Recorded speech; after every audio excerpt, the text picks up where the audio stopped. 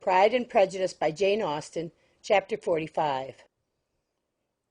Convinced as Elizabeth now was that Miss Bingley's dislike of her had originated in jealousy, she could not help feeling how unwelcome her appearance at Pemberley must be to her, and was curious to know with how much civility on that lady's side the acquaintance would now be renewed. On reaching the house, they were shown through the hall into the saloon, whose northern aspect rendered it delightful for summer. Its windows opening to the ground admitted a most refreshing view of the high woody hills behind the house, and of the beautiful oaks and Spanish chestnuts which were scattered over the intermediate lawn. In this house they were received by Miss Darcy, who was sitting there with Mrs. Hurst and Miss Bingley, and the lady with whom she lived in London. Georgiana's reception of them was very civil, but attended with all the embarrassment which, though proceeding from shyness and the fear of doing wrong, would easily give to those who felt themselves inferior the belief of her being proud and reserved. Mrs. Gardiner and her niece, however, did her justice, and pitied her. By Mrs. Hurst and Miss Bingley they were noticed only by a curtsy, and on their being seated, a pause, awkward as such pauses must always be, succeeded for a few moments. It was first broken by Mrs. Annesley, a genteel, agreeable-looking woman, whose endeavour to introduce some kind of discourse proved her to be more truly well-bred than either of the others, and between her and Mrs. Gardiner, with occasional help from Elizabeth, the conversation was carried on. Miss Darcy looked as if she wished for courage enough to join in it, and sometimes did venture a short sentence when there was least danger of its being heard. Elizabeth soon saw that she was herself closely watched by Miss Bingley, and that she could not speak a word, especially to Miss Darcy, without calling her attention. This observation would not have prevented her from trying to talk to the latter, had they not been seated at an inconvenient distance. But she was not sorry to be spared the necessity of saying much. Her own thoughts were employing her. She expected every moment that some of the gentlemen would enter the room. She wished, she feared, that the master of the house might be amongst them, and whether she wished or feared it most, she could scarcely determine. After sitting in this manner a quarter of an hour, without hearing Miss Bingley's voice, Elizabeth was roused by receiving from her a cold inquiry after the health of her family. She answered with equal indifference and brevity, and the others said no more. The next variation which their visit afforded was produced by the entrance of servants with cold meat, cake, and a variety of all the finest fruits in season. But this did not take place till after many a significant look and smile from Mrs. Annesley to Miss Darcy had been given to remind her of her post. There was now employment for the whole party, for though they could not all talk, they could all eat, and the beautiful pyramids of grapes, nectarines, and peaches soon collected them round the table. While thus engaged, Elizabeth had a fair opportunity of deciding whether she most feared or wished for the appearance of Mr. Darcy, by the feelings which prevailed on his entering the room. And then, though but a moment before she had believed her wishes to predominate, she began to regret that he came.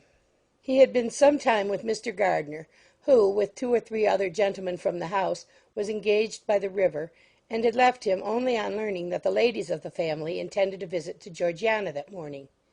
No sooner did he appear than Elizabeth wisely resolved to be perfectly easy and unembarrassed, a resolution the more necessary to be made, but perhaps not the more easily kept, because she saw that the suspicions of the whole party were awakened against them, and that there was scarcely an eye which did not watch his behaviour when he first came into the room.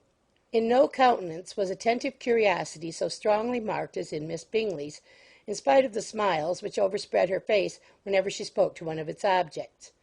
For jealousy had not yet made her desperate, and her attentions to Mr. Darcy were by no means over.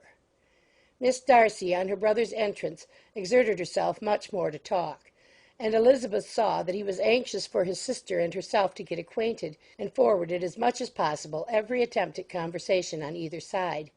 Miss Bingley saw all this likewise, and in the imprudence of anger took the first opportunity of saying, with sneering civility, "Pray, Miss Eliza, are not the Blankshire militia removed from Meryton? They must be a great loss to your family." In Darcy's presence she dared not mention Wickham's name, but Elizabeth instantly comprehended that he was uppermost in her thoughts, and the various recollections connected with him gave her a moment's distress. But exerting herself vigorously to repel the ill-natured attack, she presently answered the question in a tolerably detached tone. While she spoke, an involuntary glance showed her Darcy, with a heightened complexion, earnestly looking at her, and his sister, overcome with confusion and unable to lift up her eyes. Had Miss Bingley known what pain she was then giving her beloved friend, she undoubtedly would have refrained from the hint, but she had merely intended to discompose Elizabeth by bringing forward the idea of a man to whom she believed her partial, to make her betray a sensibility which might injure her in Darcy's opinion, and perhaps to remind the latter of all the follies and absurdities by which some part of her family were connected with that corps. Not a syllable had ever reached her of Miss Darcy's meditated elopement. To no creature had it been revealed where secrecy was possible, except to Elizabeth. And from all Bingley's connections her brother was particularly anxious to conceal it, from the very wish which Elizabeth had long ago attributed to him of their becoming hereafter her own. He had certainly formed such a plan, and without meaning that it should effect his endeavour to separate him from Miss Bennet, it is probable that it might add something to his lively concern for the welfare of his friend. Elizabeth's collected behaviour, however, soon quieted his emotion, and as Miss Bingley, vexed and disappointed, dared not approach nearer to Wickham, Georgiana also recovered in time, though not enough to be able to speak any more. Her brother, whose eyes she feared to meet, scarcely recollected her interest in the affair, and the very circumstance which had been designed to turn his thoughts from Elizabeth seemed to have fixed them on her more and more cheerfully. Their visit did not continue long after the question and answer above mentioned, and while Mr. Darcy was attending them to their carriage, Miss Bingley was venting her feelings in criticisms on Elizabeth's person, behaviour, and dress. But Georgiana would not join her. Her brother's recommendation was enough to ensure her favour. His judgment could not err, and he had spoken in such terms of Elizabeth as to leave Georgiana without the power of finding her otherwise than lovely and amiable. When Darcy returned to the saloon, Miss Bingley could not help repeating to him some part of what she had been saying to his sister. "How very ill Miss Eliza Bennet looks this morning, Mr. Darcy!" she cried. "I never in my life saw anyone so much altered as she is since the winter. She is grown so brown and coarse. Louisa and I were agreeing that we should not have known her again." However little Mr. Darcy might have liked such an address, he contented himself with coolly replying that he perceived no other alteration than her being rather tanned, no miraculous consequence of travelling in the summer. "For my own part," she rejoined, "I must confess that I never could see any beauty in her. Her face is too thin, her complexion has no brilliancy, and her features are not at all handsome. Her nose wants character. There is nothing marked in its lines. Her teeth are tolerable, but not out of the common way. And as for her eyes, which have sometimes been called so fine, I could never see anything extraordinary in them. They have a sharp, shrewish look, which I do not like at all, and in her air altogether there is a self-sufficiency without fashion, which is intolerable." Persuaded as Miss Bingley was that Darcy admired Elizabeth, this was not the best method of recommending herself, but angry people are not always wise, and in seeing him at last look somewhat nettled, she had all the success she expected. He was resolutely silent, however, and from a determination of making him speak, she continued, "I remember, when we first knew her in Hertfordshire, how amazed we all were to find that she was a reputed beauty. And I particularly recollect your saying one night, after they had been dining at Netherfield, 'She a beauty! I should as soon call her mother a wit.'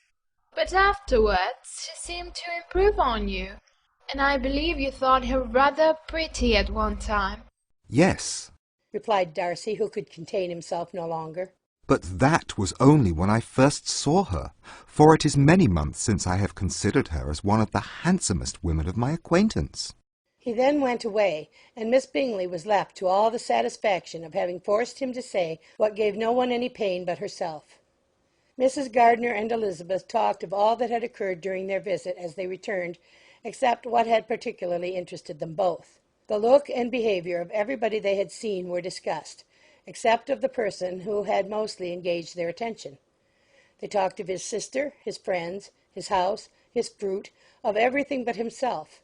Yet Elizabeth was longing to know what Mrs. Gardiner thought of him, and Mrs. Gardiner would have been highly gratified by her niece's beginning the subject. End of chapter 45.